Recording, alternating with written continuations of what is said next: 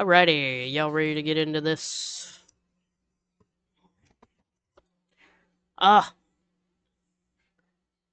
Take care of the bot, please. Banish them. Don't like Mr. X, he's hard. Oh yeah, definitely. Okay, we're gonna go ahead and get into this. So this first one here is by, what does that say, Toon? Said when villains had balls. Well, no, it's called Why Modern Villains Suck, explained in 24 minutes. Alright, here we go. Scar threw his own brother off a cliff. Jafar used magic to take over a kingdom, and Shan Yu kept an entire empire in fear by saying just a few words. These villains didn't apologize or flinch or cry for redemption. They were bad to the very end. But now we get villains with very stupid motivations, misunderstood trauma patients, and evil that is scared of being evil. We have been robbed. It's good to have but how did we allow? It's good to have a sympathetic villain, but like every now and then. Every villain doesn't need to be that way. This? Why do modern villains suck so much? To understand why modern villains suck, we need to remember how great they used to be. Back then, villains were forces that carried entire movies on their shoulders. You didn't need a 10-minute flashback to know who they were. You saw and felt it even before they said anything. In Mulan, Shan Yu's first appearance is the stuff of legends. The film opens with a shot of the Great Wall, calm, orderly, and untouchable. Then, a hawk dives out of nowhere and knocks a soldier in the head. Grappling hooks fly over the edge, and Huns climb up the wall. A guard who first sees him panics and lights the signal fires. Now all of China knows you're here. Then Shan Yu walks into frame, picks up a flag, tosses it into the fire, and says, "Perfect." That's it. He wants people to know that he has arrived because he isn't afraid of anyone or any challenge whatsoever. That single act defines him as a character with balls. It hasn't been said yet, but you know this ought to be the villain. It's in his stillness, his confidence, and in the way he looks, bulky and with eyes like those of an extremely venomous snake. Talk about judging a book by its cover. And that was another thing with classic villains. You can tell by their design, voice, and general appearance that they were evil. The villains of that era understood presence. Alright, hold on. I forgot my fork. Shan Yu. Hang on a sec.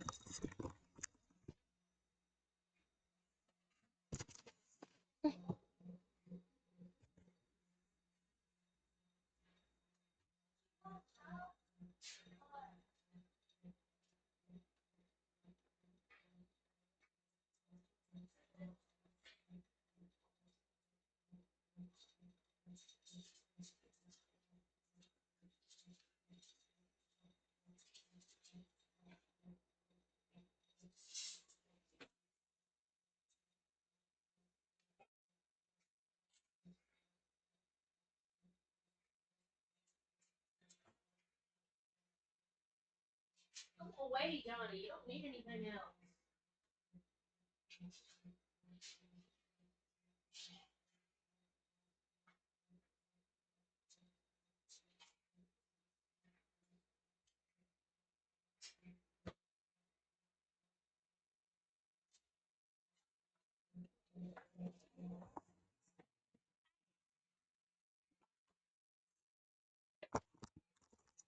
I hurt my knee. Alright, back to it. Shan Yu barely moves or speaks, yet he commands the whole tone of the film. You see it in the soldiers' panic, in the dark colors swallowing the sky, and in the hawk circling above him. Before he even reaches the hero, he's already changed the world. Another strength of villains like him lies in what they don't need. No justification or lesson, just conviction. You know exactly what drives him. domination, power, and the thrill of proving his might against China's greatest wall and emperor. Every appearance reinforces that. When he asks Did you know his if men, you died on Ritu and changed the difficulty and put on assisted Get Ming on and they rocket answer launcher one, assault he rifle were any smiles. one of the And the character second you man play as? No. is shot without another word.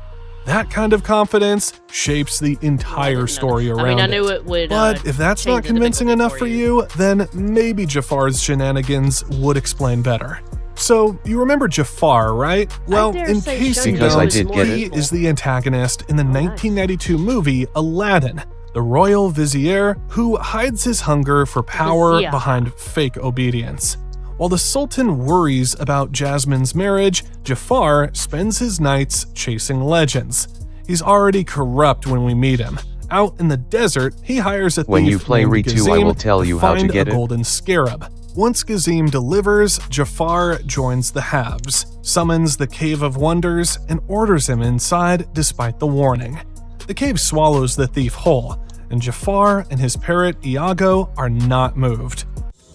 Gazim was obviously less than worthy. Together, they're Oh, a perfect there's a big reflection of surprise. evil. One loud, the other quiet, but both are very dangerous. He continuously hypnotizes the Sultan to get what he wants. And when he discovers that the diamond in the rough is a street rat named Aladdin, he disguises himself as a frail old man to trick him into retrieving the lamp.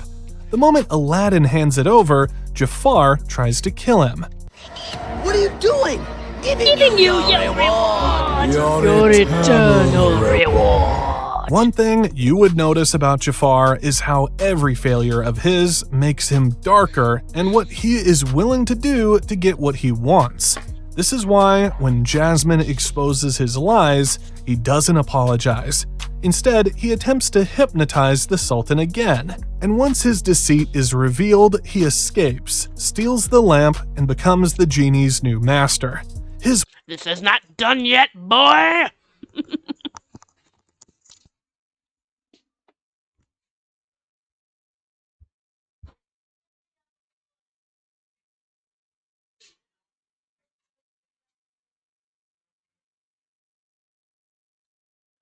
And I was playing Re 7.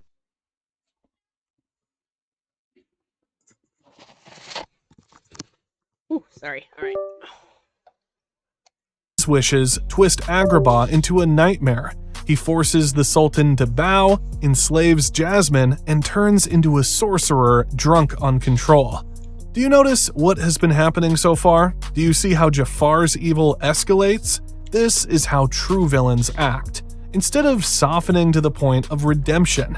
That's what made him iconic. His story never begs for sympathy. His ambition grows until it destroys him, and his villainy never fades. I have before killed the Jack fall. and his wife, and now That's the I am key playing as between Mia with these Ethan in the villains, mold now. Clarity. All right. You always knew what they wanted, how far they'd go, and what they were willing to sacrifice for it. Shan Yu and Jafar wanted power, and they didn't need trauma to justify it. Their evil They were wasn't just about evil. sympathy, but choice. They chose to be this way, and that made them fascinating. Modern villains often fail because they've lost that spine. They have replaced willpower with excuses and conviction with confusion. The point is, these guys had balls, and you might not understand the importance of that fully. But look at how highly rated the movies they appeared in were. Now, look at the movies of today. These abysmal ratings already say a lot about modern villains, but let's take things a little further.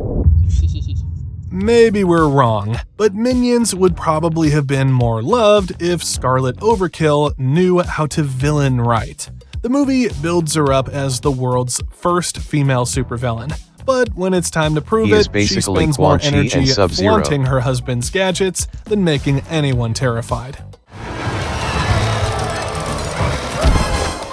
Having charisma is one of the most important features of a great villain, and Scarlet has this. Even Megamind talked about the significance of this when he stressed about Presentation! Presentation! However, this isn't enough. If it ends in just how your villain presents themselves, it is pointless.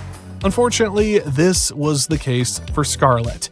Every scene is about how stylish, clever, or empowered she is supposed to be, rather than what she actually does. The film wants her to be iconic, but she talks about being bad more than she ever shows it. That's greatest true, yeah. supervillain We don't really of see her all pull off time. anything. Shan Yu dares the Emperor to send his GRU strongest is better, armies, but just to supervillain, make and a I love point about his Megamind. strength, and Jafar hypnotizes his Yeah. sultan to seize power. Scarlet, on the other hand, strikes poses, gives speeches, and sends brainless minions to steal the crown. Villains used to let their actions do the talking. Now, they narrate their ambition like they're in a self-help seminar. That's one of the first signs of what went wrong.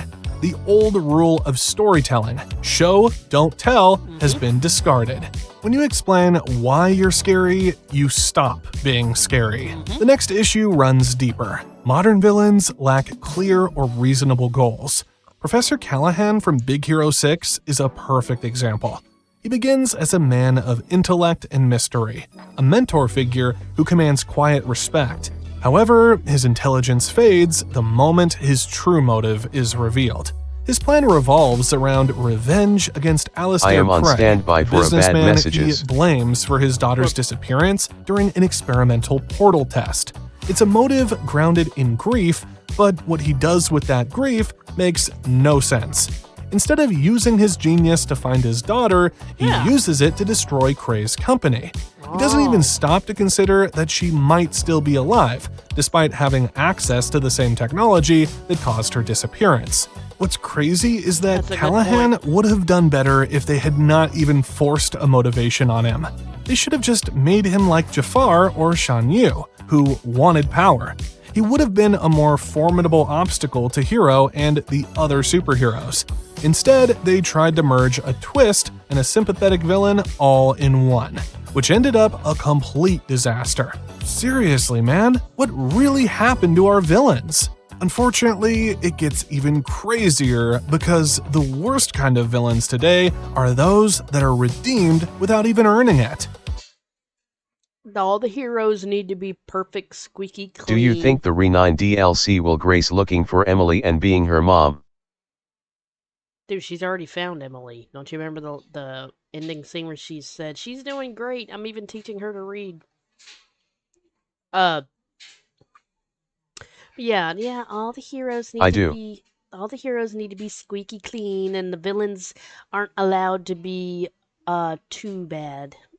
And they have to be redeemable. For some reason, we're so afraid of anybody having actual flaws, and of enemies actually being evil. Namari from Raya and the Last Dragon is the prime example here. She begins as the perfect foil to Raya. She is sharp, calculating, and manipulative. You've been very helpful. After she earns Raya's trust, she betrays her, and in doing so, shatters the entire world. Every move she makes builds her up as the central obstacle to peace. But by the end, that edge dulls completely. The film turns her into a misunderstood ally in the final act, robbing her But story what about of the the ending bite where it Grace is started talking with. to Leon about Her- Cherry, and then the Fib guy asks Grace about the report he was asking for? Yeah, that's what I meant. That's where she mentions her. Redemption feels unearned because she never does anything to earn it. If she had stayed a true villain, the film would have had real stakes. I mean, just look at how electrifying her fight with Raya was here.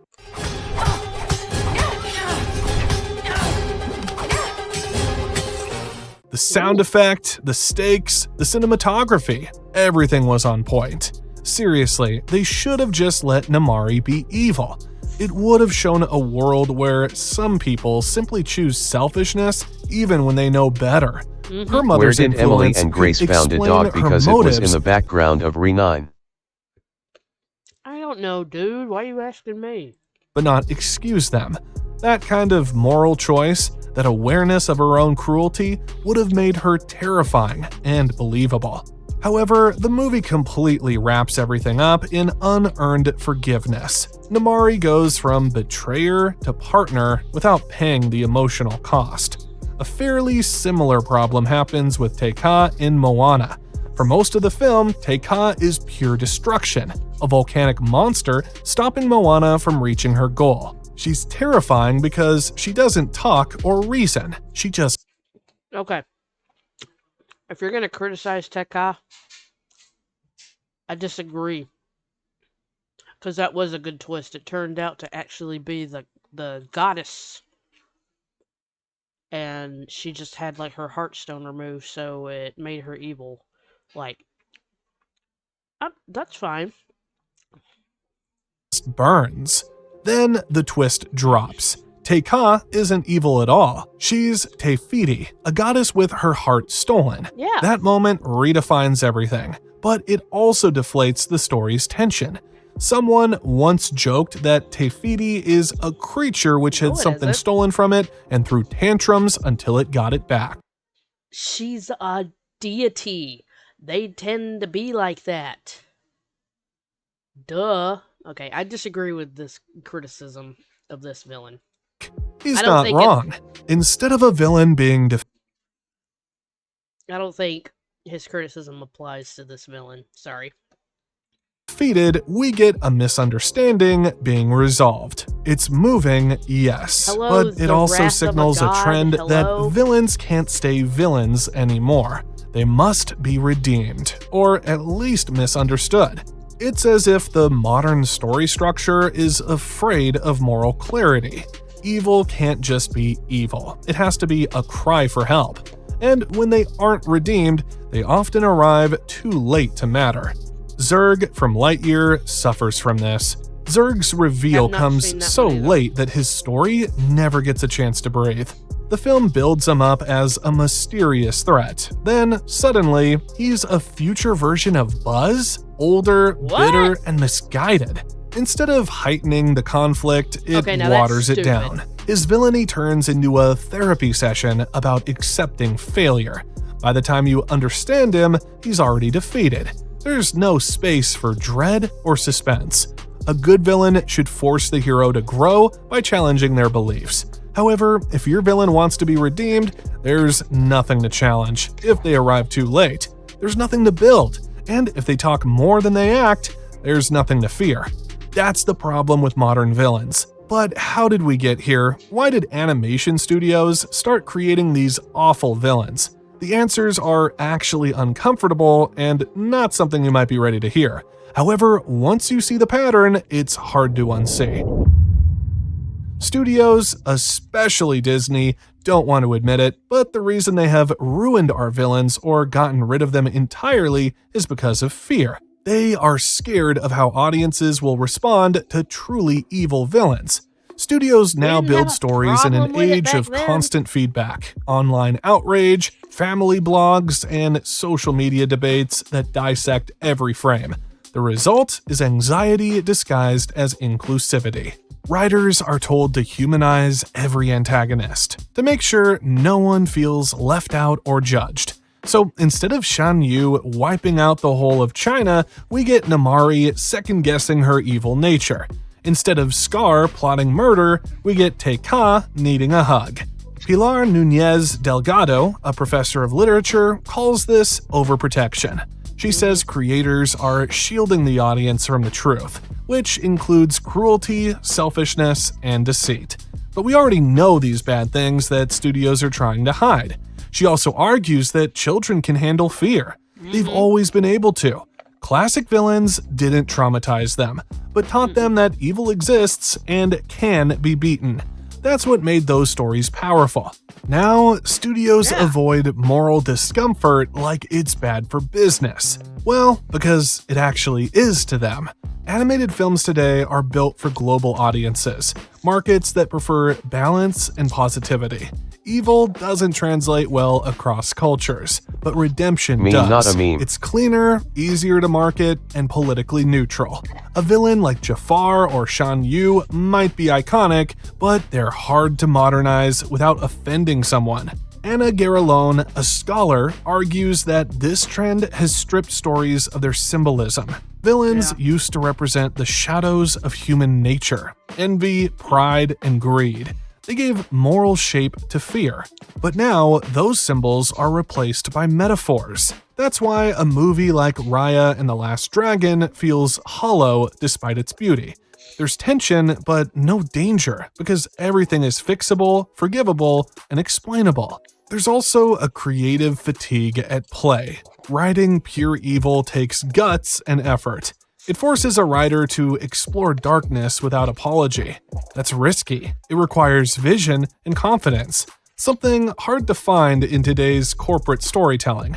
A villain like Shan Yu or Jafar demands narrative Sea courage, monster. a willingness to let the bad guy win for a while, and to let the audience feel uneasy. Studios don't like unease. They prefer resolution. Audiences should leave smiling, rather than questioning.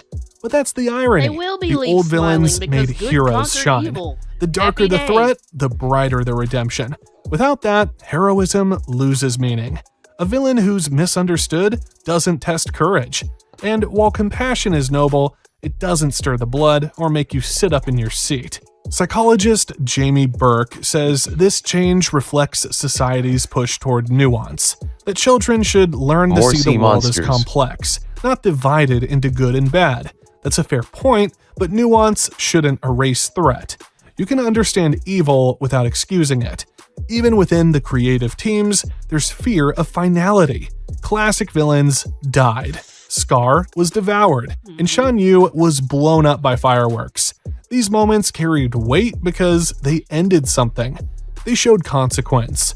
Now, villains either vanish, reform, or learn a lesson.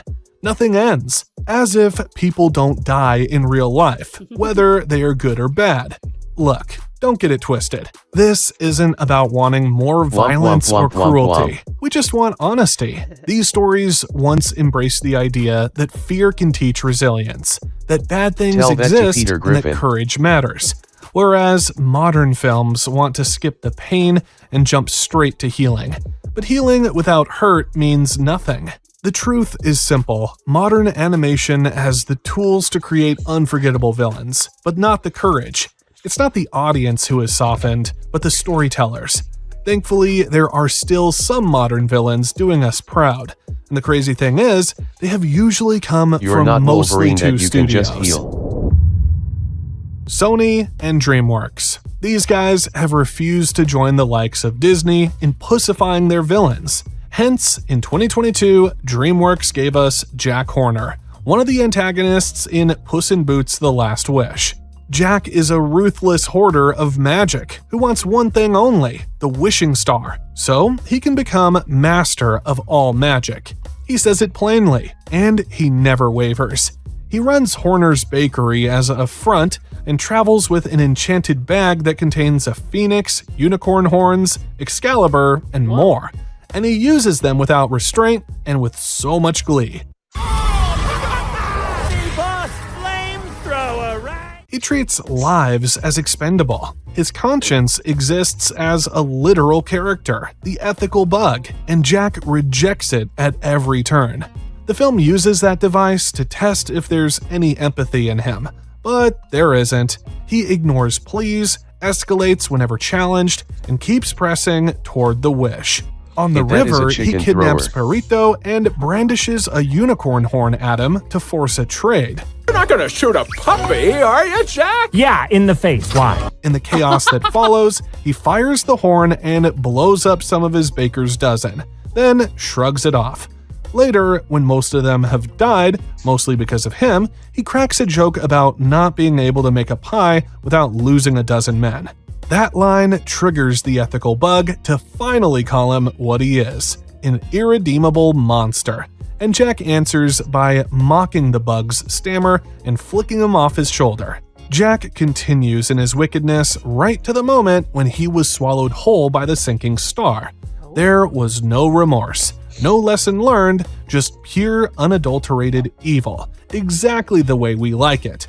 Then you have I would Death we called in the was same calling movie. him a fat The man. wolf who stalks Puss from the shadows is everything modern villains are afraid to be.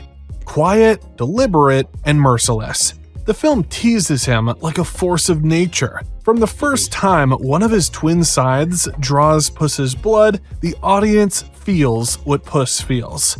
Fear. Real, paralyzing fear. Every Furry, not a appearance furry. cuts deeper than the last, and every whistle in the dark intensifies his threat. He's the embodiment of mortality and consequence, haunting a hero who has wasted 8 lives without learning a thing. The brilliance of Death lies in how he completes the story thematically. He's truth personified. He forces Puss to face everything he's run from: arrogance, recklessness, and fear of meaninglessness. What makes him so effective is that he never changes. In fact, his danger escalates as the story moves to an end. Give me one sec.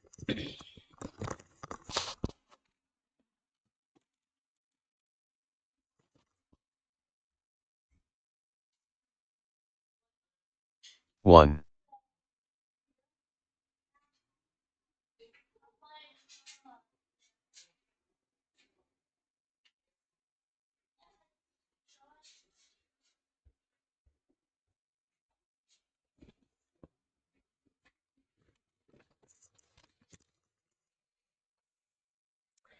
The fact that he lets Puss live doesn't mean redemption. He just has finally seen that Puss values life, and that was enough. Besides, he would return again when the time was right. No, we will meet again. Right? Sí. Hasta la muerte. The film treats him the way classic villains used to be treated, as a test of the hero's purpose. He draws the best and worst out of the protagonist, leaving him changed. Sony also showed us with Into the Spider-Verse that you can have multiple villains in one movie, and it would still be a blast. They gave us Kingpin, the Prowler, and Dr. Olivia Octavia. Then, much recently, Across the Spider-Verse pulls off something just as exciting with The Spot. He begins as a joke, dismissed by Miles and by the audience. So are you like a cow or a Dalmatian? He's literally called Villain of the Week, but as the story unfolds, that throwaway joke turns into something far more disturbing. You can see the change in his animation, his movement, and his voice. What was once awkward and funny becomes distorted and terrifying. He becomes the embodiment of the void, both figuratively and literally. I'm gonna take everything from you, like you took everything from me. He is so badass that the story couldn't get rid of him in one movie. Miles and the others haven't even figured out how they would get rid of him yet. Now, that's how you write a true villain. See, what unites these villains, the Spot, Jack Horner, and Death, is that they don't compromise. Each one stands for something clear and unbending. None of them begs for understanding or forgiveness, and in doing so, Hello. they remind the audience why villains used to matter in the first place. While Disney and others lean toward emotional safety, Welcome Sony in. and DreamWorks lean into the bitter truth even when it is dangerous. Their villains feel unpredictable, alive, and unfiltered. They let bad guys be bad, and in doing so, they create iconic villains. Need proof that smart villains still exist? Just look at Sony and DreamWorks. They're still showing everyone how it's done. This video here confirms that.